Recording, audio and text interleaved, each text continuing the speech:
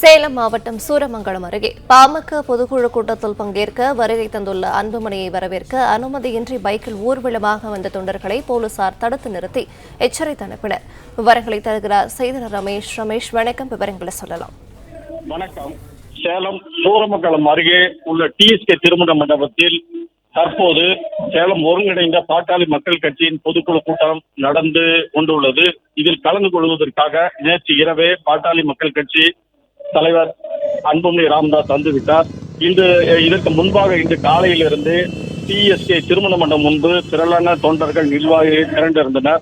இந்த நிலையில் சுமார் 20க்கும் மேற்பட்ட நிர்வாகிகள் தொண்டர்கள் 2 சக்கர வாகனத்தில் டிஎஸ்கே திருமண மண்டபத்திற்கு ஆரன் அடித்தபடி வேகமாக வந்து கொண்டிருந்தனர். இதனை பார்த்த பெண் காவல் உதவி ஆய்வாளர் ஒருவர், ஏன் அனுமதி இல்லாமல் ஊர்வலம் வாங்க வருகிறீர்கள் என தெரிவித்து அவர்களிடம் தகராறில் ஈடுபட்டார். பதிலுக்கு பாட்டாளி மக்கள் கட்சி நிர்வாகிகள் தொண்டர்களும் அவர்களிடம் வாக்குவதில் ஈடுபட்டது. இதனால் பரபரப்பு ஏற்பட்டது.